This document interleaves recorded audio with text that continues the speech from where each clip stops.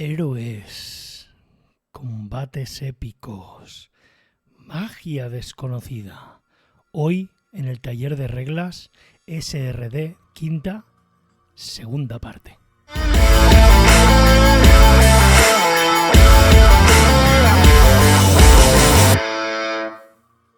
Muy buenas a todas las personas del otro lado. Estamos hoy analizando el monolítico y el grande, el juego de rol más importante de todos los tiempos. Estamos analizando la SRD, que salió aproximadamente en 2014. Ahora están haciendo un playtest para la futura nueva edición, que supuestamente no cambiará tanto, que también estamos analizando con el amigo Nacho en la sección bonus track, pero como me comprometí a analizar esta quinta edición, lo voy a hacer. Tenéis la primera parte, la dejaré en la cajetilla de descripción. Allí tenéis la primera parte en la que hablamos del sistema en general, la tirada básica, intencionalidad de diseño, etcétera, etcétera, etcétera. Y esta segunda parte y última va a ser la destinada quizá a la parte más de personajes, magia y cómo implementa todas estas herramientas en ese core que ya vimos, ¿vale? Entonces vamos a analizar esa parte. Lo vamos a hacer de nuevo con la SRD de quinta edición, que tenemos traducida al castellano gracias a la buena gente de No Solo Roll. Entonces vamos a ir comentando, voy a ir analizando como la otra vez, sin prejuicios, sin amor, desde un punto de vista neutral. Y no solo veremos qué mecánicas y cosas tienen, sino pues trazaremos un poquito de dónde vienen, por qué están ahí y qué intenciones hay. No me voy a parar a analizar todas las clases de personaje, profesiones, razas, etcétera, y escuelas de magia, por si es eso lo que os esperáis, sino que pasaremos por encima. Lo que vamos a hacer es ver cómo funcionan los personajes, combate y demás, este tipo de reglas, las analizaremos y luego pasaremos por encima de esas profesiones y esas razas que básicamente lo que hacen es modificar o hacer excepciones a las reglas que habremos presentado, que son las que vamos a hablar en este vídeo. O sea, no tiene sentido ir al explorador y decir hace esto, ir al paladín y hace esto, sino básicamente que veáis que esos personajes están construidos sobre ese core y simplemente lo modifican y miraremos un poquito cómo lo modifican. Aparte de eso, pues vamos a empezar ya a analizar las reglas básicas referentes a personajes, ¿vale? Y vamos a empezar con el alineamiento. Vamos allá. Vale, pues lo primero que tenemos sobre estas reglas básicas referidas a personaje y que nos comparte esta SRD es el alineamiento. ¿Qué es el alineamiento? Bueno, pues el alineamiento nos comenta que es un tema relacionado con la moralidad y cómo se comportan los personajes en entornos sociales. Vendría a ser para mí como una especie de filosofía respecto a la vida y nos ayuda a definir un poquito, yo creo, la posición del personaje respecto a la aventura y respecto al mundo. Es importante discernir si es un personaje legal, si es un personaje malvado, y a ese punto han cogido, no sé si inicialmente en las primeras ediciones había 9 alineamientos, pero ahora sí hay 9. Me parece que sí, que siempre ha habido 9 que se entremezclan entre ellos, y estos 9 en teoría nos definirían toda la paleta de filosofías que siguen estos personajes. A ver, está muy bien los alineamientos, porque de alguna manera nos dice la posición del personaje y su pensamiento y filosofía respecto a la sociedad, y también nos define la moralidad. Es bastante subjetivo y se le pueden dar matices de carácter, porque no nos define el carácter, sino nos define la filosofía del personaje en el mundo. Entonces está bien porque con poco nos dan mucha información del personaje. A día de hoy se siguen manteniendo estos 9 que vemos, pero por ejemplo hay en otros OSR o juegos derivados de de esta implementación que derivan en más pocos. Por ejemplo, quizá en 3, ¿no? Que sería bueno, neutral y caótico. Los tenéis aquí tenéis la lista, como os he dicho, y básicamente pues es esto. A día de hoy ya hay otros aspectos que ayudan a definir un personaje a nivel de rasgos de carácter, pero esto está aquí desde hace mucho tiempo y a mí no me parece que esté mal. Si luego pues le añadimos otras cosas que veremos más adelante.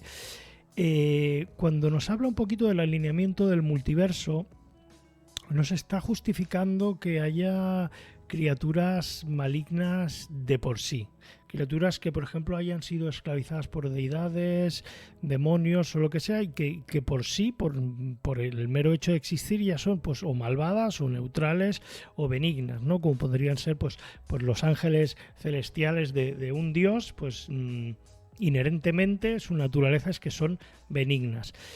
Esto lo están un poquito cambiando, pero bueno, nos da para mí es una justificación, ¿no?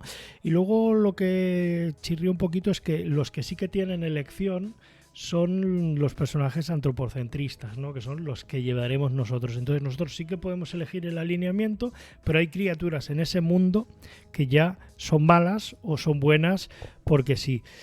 Bueno, esto es un poco barrer para casa para tener excusa para tener un bestiario, criaturas a las que se enfrenten los personajes, aliados y demás. Y bueno, es lo que da de sí el alineamiento. Bueno, no hay mucho más. Vale, ¿qué más vamos a ver? Los idiomas. Bueno, de los idiomas, pues no tendría que hablar mucho, porque para mí no son una... O sea, es una buena idea que existan porque añaden amplitud al mundo, a las etnias, a las culturas y demás, pero la mecánica con la que están puestas no me ayuda. Básicamente la mecánica es que si lo tienes, pues entiendes ese idioma, lo hablas y demás. Entonces al final hace que para entender cosas y demás tengamos que tener un catálogo de idiomas, cuando en la realidad, ¿no? Y de forma más verosímil no es así. Yo puedo hablar con una persona de Alemania, él en alemán, yo en castellano, puedo hacer signos, puedo medio entenderme. No sé si contemplan la posibilidad de que haya una tirada para comprender más o menos lo que te está diciendo. Me suena que en algún lugar he visto que sí, pero aquí no lo sé. Está puesto como parte de algo que ya venía de antes. Y para mí que la base era esta comunicación entre culturas y, por ejemplo, en los acertijos, ¿no? Bajar a un dungeon y encontrarte un acertijo que está en lengua negra, no, porque es del Señor de los Anillos, pero sí, por ejemplo, está en orco, por ejemplo, y los personajes no lo entienden. Entonces, al no entender el acertijo, pues hay un conflicto ahí que puede ser interesante. Poco más, pues eso, al final tienes un catálogo de idiomas y ya está, no me parece muy bien traído. Panteones mitológicos. Bueno, esto nos lo han puesto, es un regalo esto nos lo han puesto aquí para ayudar a crear panteones, crear nuestros propios mundos, y te ponen varios de ejemplos, por ejemplo, deidades celtas, el panteón griego y panteón egipcio, etcétera, y te ponen las deidades y te ponen pues el alineamiento que ellos consideran, los dominios sugeridos y bueno, pues te pintan aquí un símbolo. Esto está muy bien. A ver, realmente estas te sirven de inspiración porque, bueno, quitando alguna excepción, generalmente no jugamos en el mundo de nuestra historia clásica, ¿no? Entonces el panteón griego-egipcio pues te sirven, o el nórdico, te sirven de inspiración, pero no lo vas a utilizar como tal, creo yo. Bueno, digo que es un regalo porque podrían no ponerlo y el juego funcionaría igual, pero bueno, no está mal que esté. ¿Qué más? Para terminar esta parte de reglas básicas relacionadas con los personajes, vamos a ir un poco a lo que sería la joya de la corona, y lo será más adelante en la nueva versión. Son los trasfondos. Los trasfondos son una herramienta fantástica Y para mí es una herencia de los juegos más modernos. El trasfondo básicamente lo que hace es hablarnos del personaje y con ellos nos da una serie de rasgos de personalidad, nos da ideales, nos da idiomas y demás. Mira, vamos a verlo aquí, que nos lo estoy enseñando. Vale, nos da, pues, por ejemplo, competencias, los idiomas que hablábamos, parte de equipo, características sugeridas. Y nos dice que podemos personalizar los trasfondos. Esto está muy bien porque abre el camino a otros mundos de juego. De hecho, muchos mundos derivados de esta SRD, pues para darle su toque más personal, pues han añadido estos trasfondos, ¿no? Entonces pensamos, por ejemplo, los Caballeros de Solamnia, creo que es de Dragonlance, pues sería un buen trasfondo, ¿no? Y cosas así. Esto ha ayudado mucho a las personas que han diseñado contenido y derivado, y entonces les ha permitido, pues, abrir un poco el campo.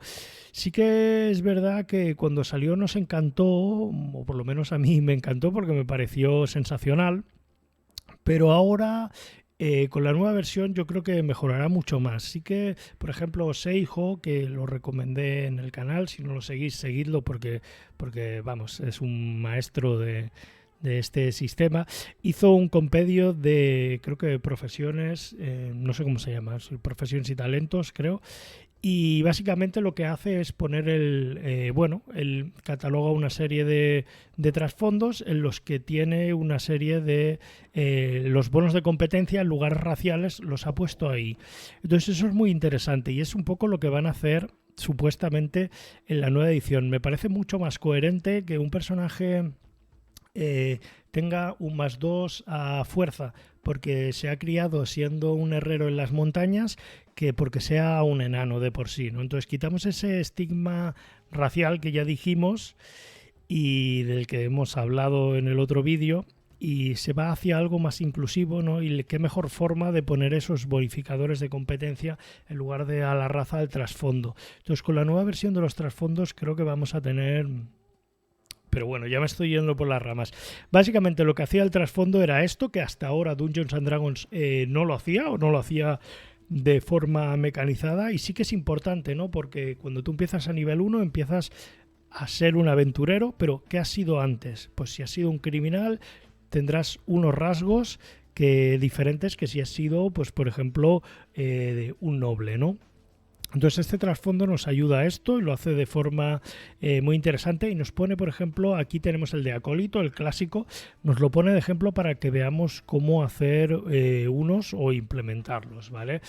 Nos da las competencias que nos ofrece, los idiomas, el equipo, nos da un rasgo, este rasgo es interesante, no le da personalidad pero sin romper un equilibrio, ¿no? Por ejemplo, para diseñar estos pues hay que hacer un poco de malabares, no poner bonos, etcétera. Simplemente cosas que creo que pasan en la ficción.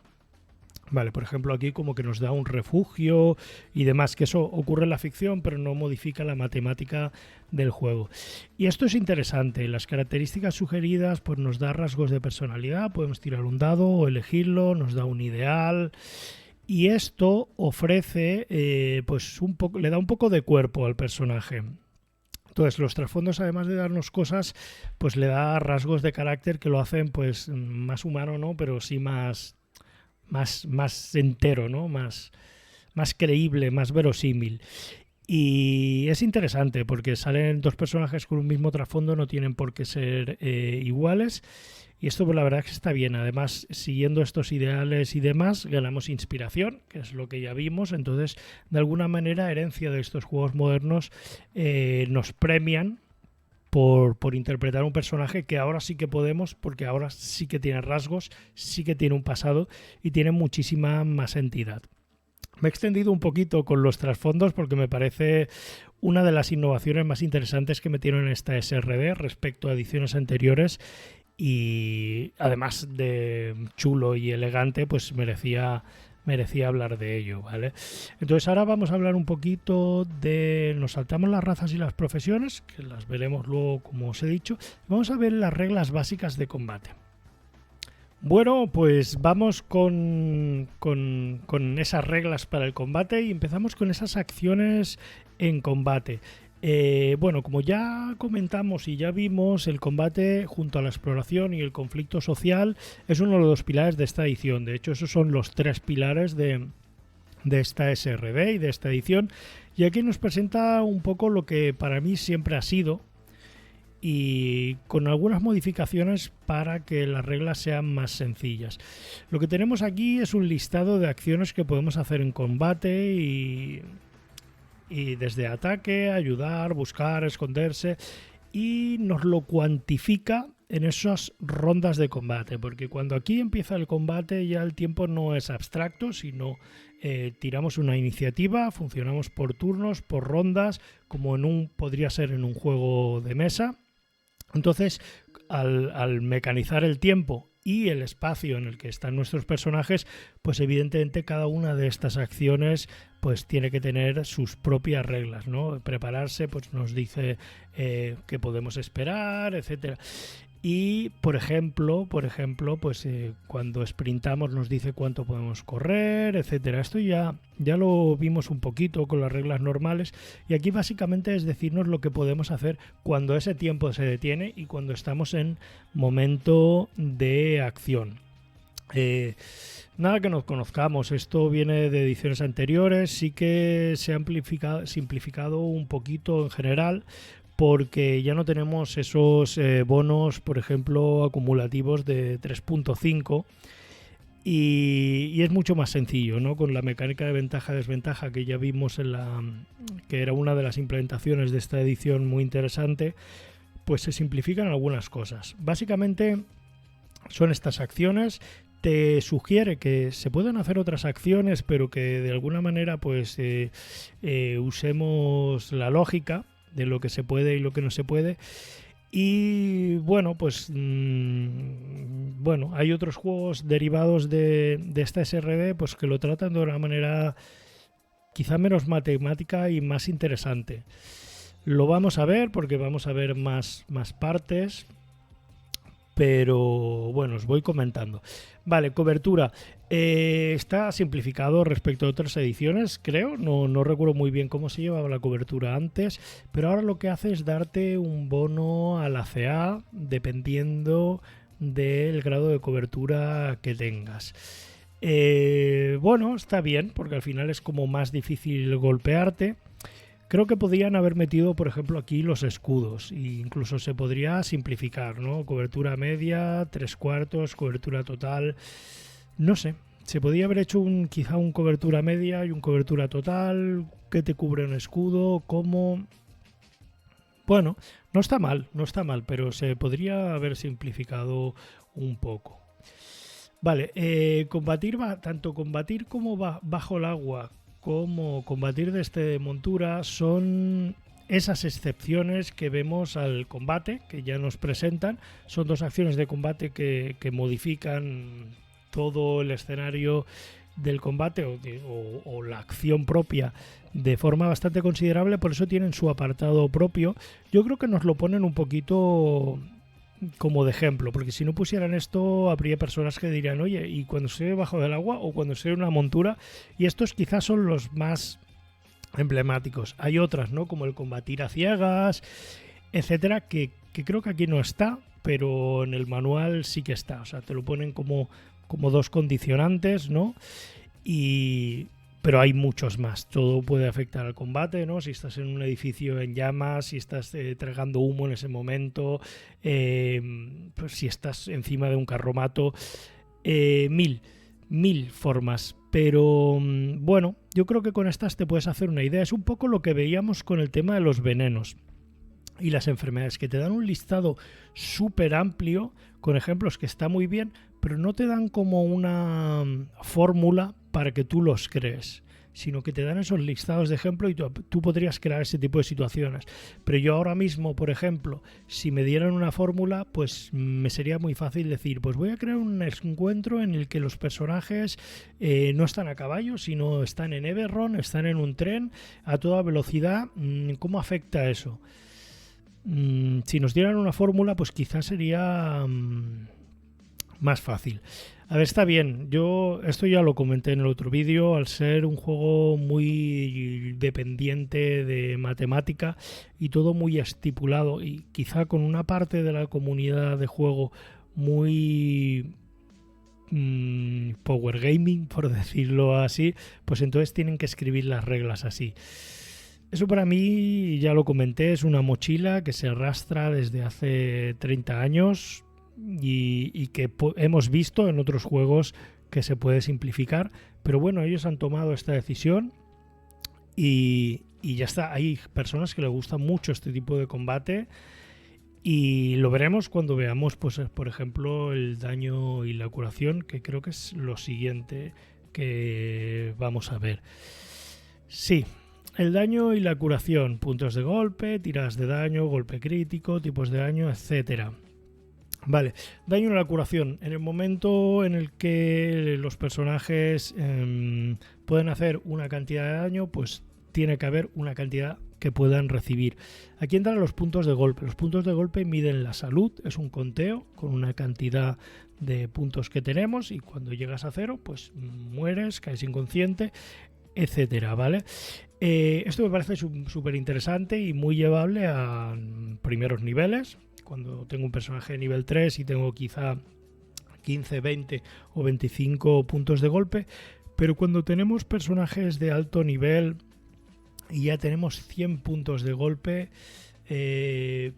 pierde un poco la magia, ¿no? Yo creo que sería muy intuitivo, por ejemplo, como en juegos como Black Sword Hack, que tienes 10, o en For Coin and Blood, que tienes 10, ¿no? Pues si tengo 3, estoy muy jodido.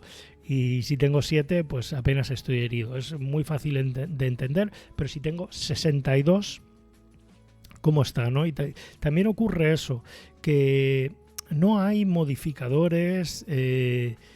Así como en el agotamiento, sí que es interesante cuando nos vamos agotando ver cómo va ese agotamiento afectándonos al personaje a nivel mecánico. Aquí no lo hay. Y eso para mí es uno de los gravísimos errores. Tener 100 puntos de golpe y perder 75 y que el personaje no tenga ningún penalizador, no lo entiendo. O sea, no lo entiendo. Claro, tú puedes interpretar que está herido, pero al final tiras y está ocurriendo lo mismo. Que sí, que puedes aplicar desventaja si la lógica lo considera y la ficción lo pide, pero no te lo recomienda. O sea, no te lo recomienda, no te lo impone, ¿no? Así como otras reglas sí que te las impone. No está arreglado, por decirlo de alguna manera. Y bueno, eso hace que las cosas pues sean un poco pesadas para la gente que no le gusta este tipo de encuentro. Por otro lado, las tiradas de daño, pues sí que es un poquito rizar el rizo, porque te haces una tirada para impactar y luego haces otra de daño. Cada arma o cada tipo de arma se utiliza un dado diferente. Entonces hay gente que esto le marea, ¿no? Pues tiro una daga, pues un dado de 4, con un hacha a dos manos 2 de 8, no lo recuerdo bien. Y por ejemplo hay unos Rs que eso lo simplifican muchísimo. A mí me gusta mucho como lo hace Into the Odd. Tiras directamente el daño porque se supone que siempre impactas, ¿vale? Entonces tú tienes un dado diferente para cada... Perdón, siempre tiras un D6 y si tienes ventaja porque el otro pues no tiene armadura o tu arma es más grande, pues tiras un D12 de daño, con lo cual siempre harás más daño o casi siempre. Y si es al revés, como si tuvieras desventaja, tiras un D4. Entonces con estos 3 dados resuelves el daño y haces una única tirada. Ese es el daño que el oponente recibe. No haces la tirada para ver si impactas, para ver cuánto daño. Luego la tirada de daño para ver cuánto haces. Es complicado. Vale, bueno, nos habla del golpe crítico, pues que esto influye, ¿no? Los críticos y las pifias ya lo vimos. Y nos habla luego de los tipos de daño. Los tipos de daño, bueno, creo que es de esta edición. No sé si está en otras ediciones. A mí no me suena mucho.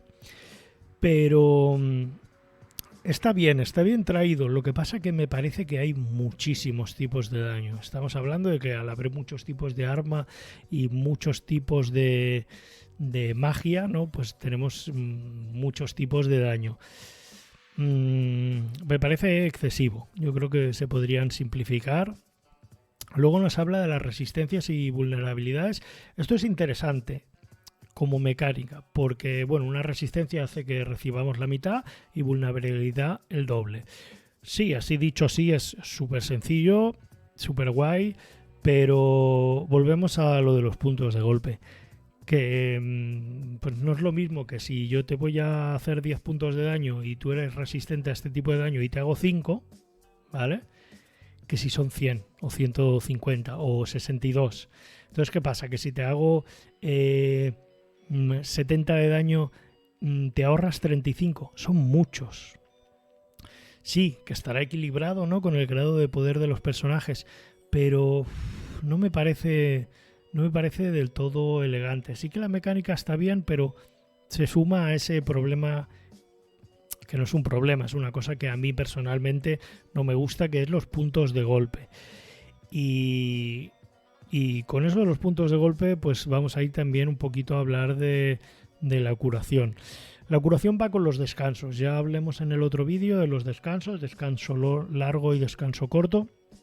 A mí sigue sin gustarme ese desgaste y recuperación que tienen los personajes, ¿no? Me voy a dormir, duermo 8 horas, recupero, no me ha pasado nada.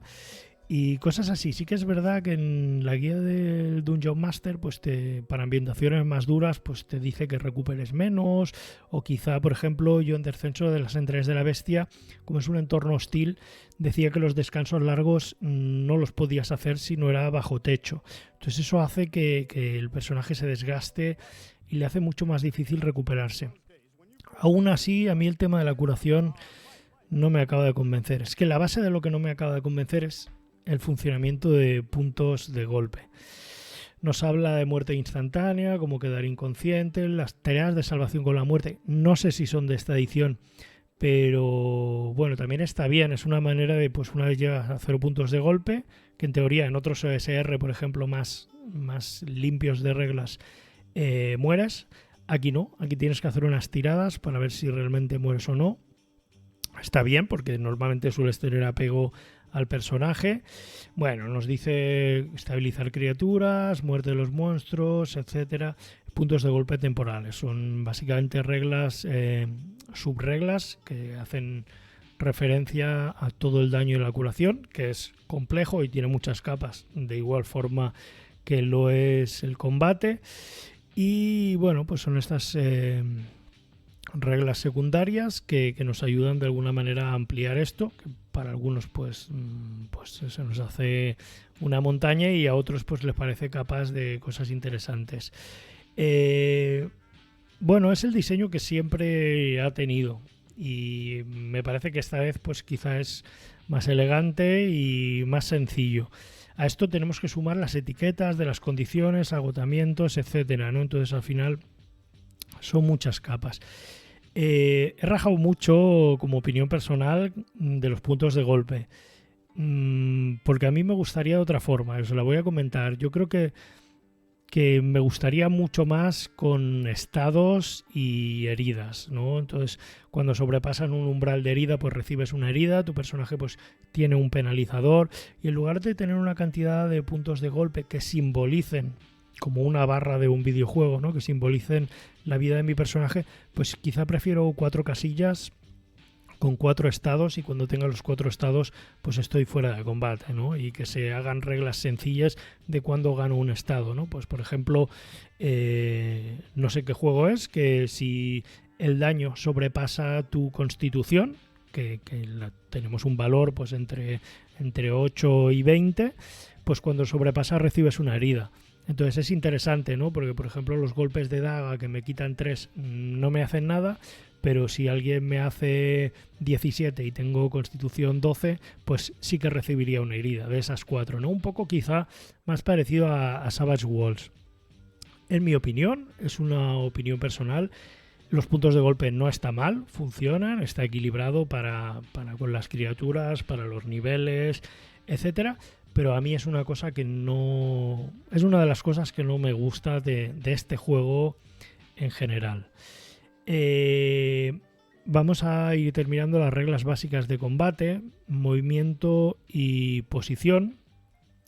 Vale, el movimiento es otra de las cosas regladas porque es importante. Es importante si en un combate durante tus 10 segundos te mueves 30 pies o 60 pies. Entonces, eso hace que esté reglado como todas las partes del combate y bueno, pues que sea una parte pues más densa para los que no nos gusta esto. Te da opciones como dividir tu movimiento, moverse entre ataques, están los famosos ataques de oportunidad que están de siempre. Nos habla un poquito del terreno difícil y cómo nos movemos por él, cómo interactuar con objetos. Nos da una serie de cosas que podemos hacer durante nuestro turno, porque tienen que reglar esto. Tu turno dura 10 segundos, no puedes hacer lo que quieras. Porque imaginaos, por ejemplo, que propongo que en mi turno atacar 2 veces. Entonces haría el doble de daño. Y eso está matemáticamente calculado para que yo en nivel 3 pueda hacer entre esto y esto de daño a esta criatura. Si yo hiciera 2 ataques o hiciera más excepciones de las que puedo, esto se rompería, este equilibrio. Entonces no pueden permitirlo. Entonces en mi turno tengo muy estipulado todo lo que puedo hacer y lo que no puedo hacer para que esto no ocurra. Bueno, es la manera en la que funciona. A mí no me acaba de convencer. Yo he visto cosas más abstractas que quedan en la ficción y que me gusta más. Por ejemplo, el tema de las zonas. Claro, yo entiendo que la gente que juega con tableros de juego, sea online o en mesa, pues necesita saber cuántas casillas mueve. Esto es lo traemos de otras ediciones, pero a mí, por ejemplo, me gusta el concepto de las zonas de movimiento, ¿no? Por ejemplo, hay juegos OSRs o otros juegos que tienen cercano, que es inmediatamente a ti, lejano y muy lejano, por ejemplo, ¿no? Entonces son como abstractas. Cuando estoy en combate, los que están cuerpo a cuerpo están cercanos, los que están detrás están lejanos y los que están en la otra calle están muy lejanos, ¿no? Entonces moverme hasta una muy lejano, pues quizá tengo que correr, pero moverme hasta un lejano solo tengo que andar o mover. Entonces me gusta más ese concepto. Por ejemplo, en Fate está muy claro y funciona muy bien. Pero bueno, aquí está así. También nos habla, como veis, del tamaño de las criaturas, porque tiene relación con ese movimiento, ¿vale? El espacio que ocupan. Todo esto está destinado a que podáis jugar con tablero virtual o con tablero normal. Y si queréis prescindir de él, pues bueno, pues que lo hagáis en pies o metros o lo que consideréis, ¿vale? Nos habla del espacio de las criaturas y bueno, pues es una cosa muy reglada el movimiento, porque creo que no lo he mencionado, pero en nuestras acciones en combate no podemos hacer todo lo que queramos, sino que podemos mover y hacer una acción. Sí, ahora recuerdo que no lo he comentado. Puedes mover y hacer una acción. Y por ejemplo, en esta edición, creo que anteriormente, solo podías mover y atacar. Y ahora me parece que puedes atacar y mover, o mover una parte, atacar y mover otra. Creo que ahí se han abierto un poco más. Pero sí que mucho más allá de hacer cosas diferentes, no lo permite el sistema. No lo permite. O sea, no te lo da arreglado. Deberías usar la lógica en caso de que quieras hacer algo diferente, pero por lo general no suele funcionar. Vale, perdón. El orden de combate. Vale, el orden de combate es lo que nosotros llamamos la iniciativa de toda la vida. Pues se hacen tiradas y según el valor de esta, pues actúas tú, luego tú. Es un clásico. Aquí no hay novedades. Es una manera de estipular turnos para ver quién actúa primero, quién actúa último, quién actúa en medio, porque es importante por ese mismo tiempo que detenemos y ese mismo espacio cuando se llega a un combate. Yo he visto, por ejemplo, en otros OSRs, perdonad que compare con OSRs, pero lo hago porque muchos de los OSR de la nueva hornada como Into the Odd, Bastionland, etcétera, vienen de esta SRD, vienen de esta o de las primeras SR, pero beben bastante de aquí. Entonces cogen cosas de esta SRD que estamos desglosando y las modifican, a veces mejor y a veces peor. Para mí suelen hacerlo mejor porque se parecen más a juegos independientes, que son más pequeñitos, no tan reglados. Y este es un ejemplo. Por ejemplo, en Black Hack me parece muy interesante cómo se lleva la iniciativa. Tira el narrador y tira los jugadores. Todos los jugadores que saquen, que pasen la tirada, actúan antes que sus enemigos y actúan de forma coordinada. Entonces, si yo y dos compañeros hemos pasado la tirada y actuamos antes que nuestros enemigos, puedo decirle a mi compañero que él actúe antes, dispare una flecha y luego yo voy al cuerpo a cuerpo. Este funcionamiento de la lógica me parece más bueno, cómo funcionaría un combate coordinado, y me parece que tiene más sentido, incluso más divertido, más que la otra manera de bueno, pues te sales el último iniciativa y es ponte a la cola y es como si todo es, que es mi turno. Y no sé, me parece como una herencia muy de las ediciones de los 80 y creo que se podía haber mejorado. Pero bueno. Y por último, realizar un ataque. Bueno, aquí viene un poco la base, ¿no? El motor. ¿Cómo funciona un ataque? Pues es un poco lo que os he explicado, ¿vale? Elegimos el objetivo, determinamos los modificadores y resolvemos el ataque pues tirando ese de 20 y sumando el modificador y ventaja y desventaja. A ver, es una mejora respecto a las ediciones anteriores, porque por ejemplo en 3.5 o en 3.0 teníamos un baile de bonos muy bestia, de suma, resta y era complejo. Aquí se han ventilado estos bonos con el tema de la ventaja-desventaja, y en teoría solo tienes que sumar tu bono de competencia cuando estés actuando con las armas que consideres, con las que eres competente y demás. Bueno, pues poco más que añadir, es lo que veis, la tirada de ataque, modificadores a la tirada, lo de los 1 y los 20 que habíamos visto, algunas excepciones como atacantes ocultos, como lo que hemos visto, ¿no? Esas modificaciones de combate, cómo funcionan los ataques a distancia. Bueno, nos arregla todo esto un poquito, los ataques de oportunidad que os he comentado, ¿no? Que es ese de cuando te vas de un combate tienen un ataque adicional. Eso está bien, pero eso creo que ya estaba en otras ediciones. Básicamente hace que el combate parezca dinámico, ¿no? Esas reacciones en las que estás luchando contra alguien, ese se va y le atacas, o pasa alguien por tu lado y puedes atacar de alguna manera. Nos habla de la lucha con dos armas, la presa, bueno, todo esto que son excepciones al combate, que para mí en esta edición son más elegantes y le han quitado capas y capas. No sé si antes, por ejemplo, el flanqueo, el atacar por el lado o por la espalda ahora te da ventaja, y antes no sé si era un bonificador de +4, pero si lo hacías así era +6. Lo recuerdo bastante más complejo. Ahora queda mucho más intuitivo y mucho mejor.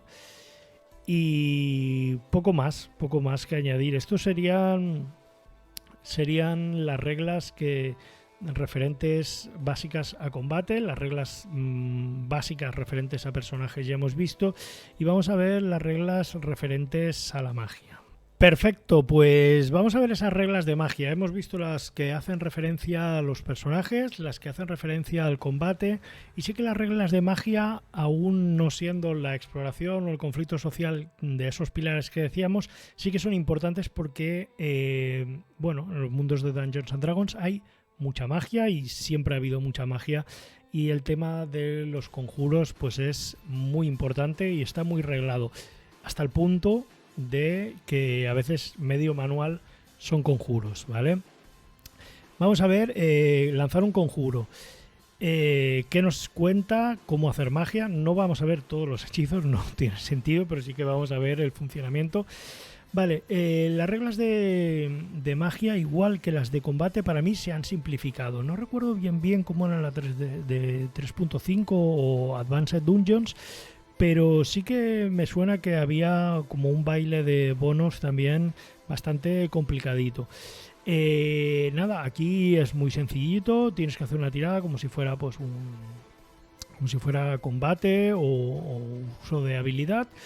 Y bueno, nos da algunas reglas, los tiempos de lanzamiento, reacciones y demás. Es un poco lo que ya vemos. Igual que el combate tiene que estar muy reglado por ese tiempo, espacio y esa matemática que sostiene el sistema, pues la magia también, ¿no? Porque si no podríamos hacer cosas que rompieran ese equilibrio y por eso tiene que estar todo reglado. Eso nos lleva, todos esos parámetros medibles como la duración y el alcance, nos lleva a que los conjuros tengan descripciones kilométricas en ocasiones. Hay conjuros sencillos que te dice hace esto y en caso de que pase esto y esto, pues no lo tengas en cuenta o haz esto. Y hay otros que son párrafos, la verdad, un cuarto de página, porque tienen que mencionar todas esas excepciones a las reglas o todo eso que modifica. Entonces eso hace que, lo que os he dicho, pues que a veces la mitad del libro sean conjuros. ¿Hasta qué punto es interesante? Bueno, es que la magia es algo que no van a quitar nunca, que tenemos desde las primeras ediciones, que siempre ha parecido interesante y que por eso está ahí. Entonces la mitad del libro son conjuros cuando a lo mejor las clases que utilizan conjuros pues no son tantas como las que no, o son más o menos igual. Pero bueno, es algo que no van a quitar, que está ahí y les interesa que esté ahí porque es un signo de identidad, ¿vale? Nos describe todo esto. Sí que esto de los componentes verbal, somático y materiales está desde las primeras ediciones, me parece que le da sabor, está interesante, pero no sé hasta qué punto se usa. Yo muchas veces, a ver, en situaciones concretas, ¿no? Si vas a asaltar a alguien y tiene un componente verbal, pues no, quizá no puedes chillar ese conjuro porque no se acabaría el efecto sorpresa. O, por ejemplo, si te tienen amordazado y no puedes hablar, pues a lo mejor no puedes hacer conjuro. En cosas muy puntuales sí que da sabor, pero yo no lo he usado demasiado. No sé hasta qué punto se usa. Pero bueno, está ahí, tampoco molesta.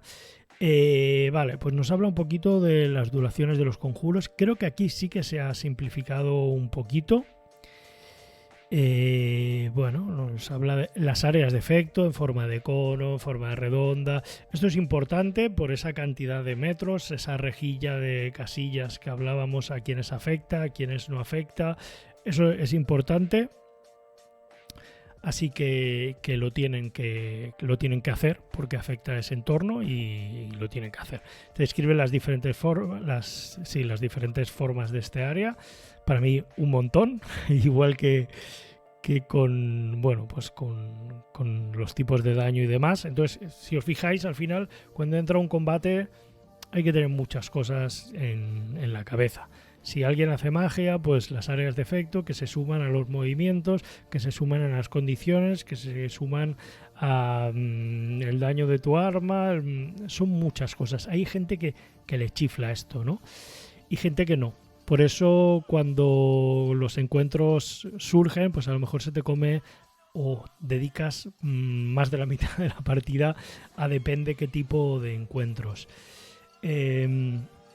Esto, por ejemplo, en juegos como 30H se ha simplificado con el dado de, no sé cómo se llama, ese dado que cada turno da un bonificador, haciendo que los combates sean bastante más frenéticos y rápidos, cosa que aquí no pasa. Nos habla de las tiradas de salvación para los conjuros, los efectos mágicos, las escuelas de magia, que son las de siempre. Y bueno, pues que según el tipo de conjuro pues hace una cosa o hace otra, o están destinados a hacer una cosa u otra. Y bueno, es interesante, ¿no? Porque si quieres un nigromante, pues tendrás magia nigromántica, y si quieres alguien que convoque, pues elegirás otra escuela. Esto está guay, da sabor y ayuda a catalogar la lista de conjuros, que no sé si sobrepasa los 100 y algo. Y son muchos, ¿no? Entonces, en lo que estábamos, ¿no? Esos conjuros kilométricos que a mí personalmente, y es una opinión personal, no me gustan. Sobre todo porque veo cosas en otros OSR o juegos, por ejemplo, como Trophy Dark, que los conjuros afectan directamente a la ficción y la descripción del conjuro es una línea o un párrafo, ¿no? Dice, el objetivo muere. Y el objetivo muere, da igual que sea nivel 3 que nivel 20, ¿no? Eso hace el conjuro y eso pasa en la ficción. Y es muy sencillo, no digo que Dungeons & Dragons dé el paso a esto, pero sí que se puede hacer un intermedio. El problema, el mismo, ¿no? Esos factores matemáticos y ese equilibrio. Si pusieran un conjuro de este tipo así, explicado tan directo o de forma tan vaga, sin contemplar todas las excepciones de juego y todo lo que puede llegar a pasar, pues eso rompería ese equilibrio. Entonces muchos jugadores irían a quejarse o a coger ese conjuro y esto ocurriría. Entonces esto obliga a los mismos diseñadores a hacer conjuros con listas kilométricas, ¿no? Por ejemplo, un conjuro, no voy a entrar en la lista de conjuros a leerlos, ya lo conocéis, hay una lista, están todos en la SRD, tenéis aquí lista de conjuro por nivel, por nombre, por escuela, por el tipo, y yo que sé, por ejemplo, no recuerdo ahora uno, pero por ejemplo un conjuro que provoque luz, no sé si se llama luz, es de nivel 1 o es un truco de nivel 0, te dice el radio en metros de esa luz. ¿Por qué? Porque es importante, ¿no? Si un enemigo está a 40 pies y yo ilumino 30 pies, pues no lo veo. Y eso es importante. Entonces me tiene que decir eso, que no puedo iluminar debajo del agua, por si no lo sabía, o que no puedo ver a invisibles, por si no lo sabía.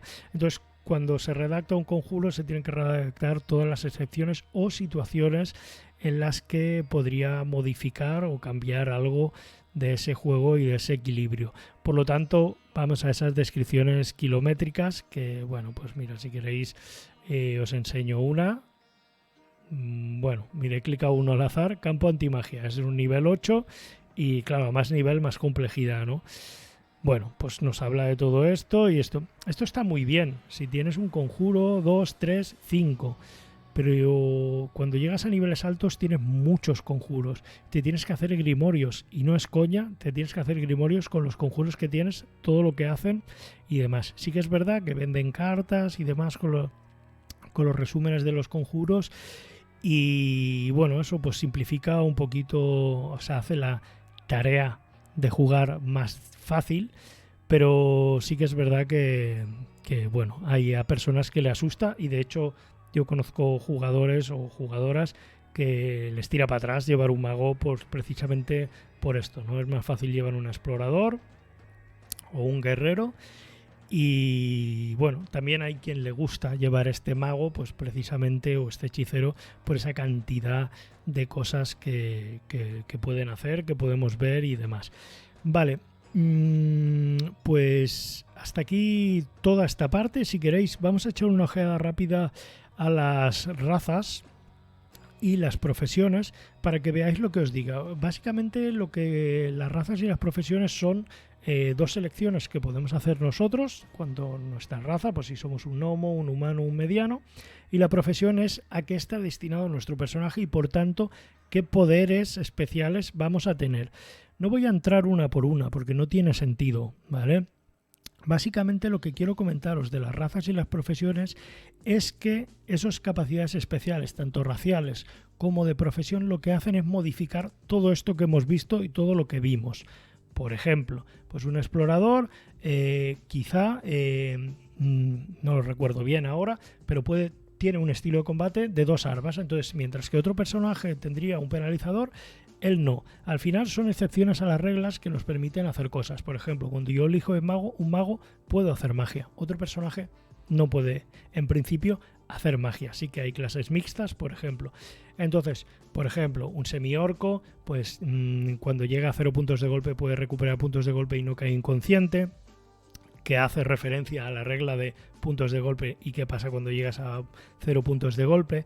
En general, todas estas capacidades raciales, sea de la raza que sea, Y de las profesiones vienen a ser excepciones a las reglas o cosas que nos permiten hacer cosas diferentes. Cosas diferentes sumando dados, añadiendo daño, siendo vulnerables, siendo resistentes, haciendo vulnerables a otro, como podrían ser maldiciones, o formas de jugar mecánicas quizá un poco más diferentes que no está contemplada, un reroll, volver a tirar el daño y cosas así. Entonces, mediante estas mecánicas nos permiten hacer excepciones a las reglas que hacen pues que un personaje vaya enfocado hacia un lado u otro o lo definen. Quizá, por ejemplo, las razas sí que hacen más hincapié en rasgos innatos, biológicos o mágicos del personaje, mediante estas excepciones de las reglas, como la que os he comentado del semiorco o el tiefling, que tiene resistencia al daño de fuego por ser un infernal, por ejemplo, o los elfos, que tienen ese trance que duermen menos horas, que en este caso pues sí que es porque muchas de las razas vienen de la mitología, como ya lo sabréis, ¿no? Entonces sí que se han cogido cosas de la mitología y se han pasado a nivel mecánico. Por ejemplo, en el caso de los elfos, pues que duermas 4 horas menos, lo que te permite es tener más tiempo, ¿vale? Esto sí que afecta a la ficción y no tiene mecánico, pero sí que te dan cosas. Entonces, las razas hacen eso. Y las profesiones, que tenemos toda esta lista, pues están las enfocadas a la magia, las enfocadas quizá más al combate y otras quizá más a las habilidades. Y lo hacen mediante, vamos a abrir uno, mediante lo que os comento. Sí, comentaros también que cada profesión te va a dar pues una cantidad de puntos de golpe con lo que empieza tu personaje, una serie de competencias, una tirada de salvación. Entonces, todas las reglas que hemos visto, aquí te lo concreta para que ese personaje te ofrezca esa experiencia de juego dentro del juego, ¿vale?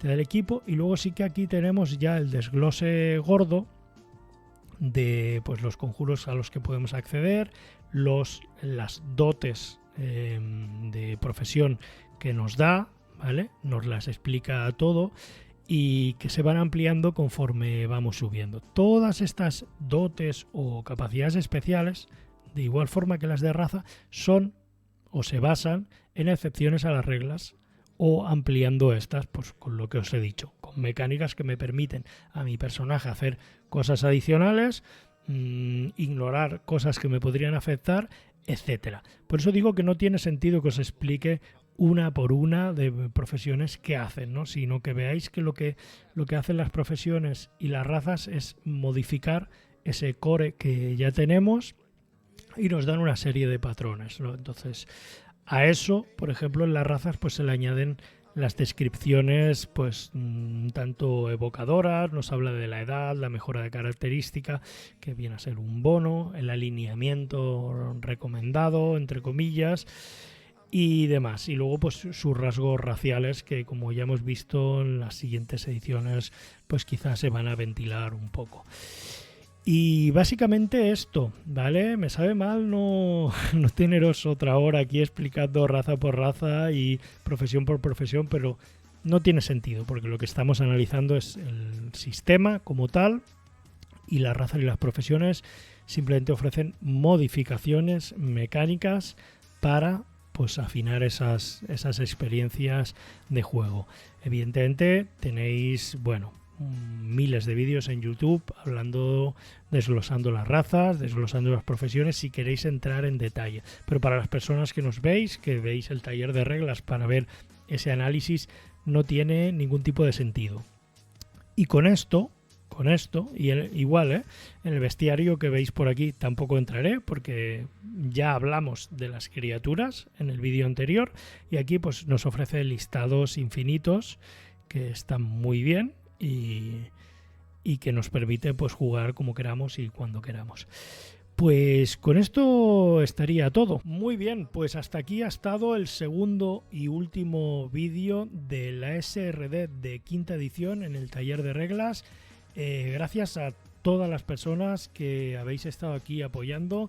todas las personas que, por ejemplo, como Diego, me estáis apoyando en Ko-fi, porque eso pues es un apoyo económico que ayuda también a mejorar quizá cosas del canal.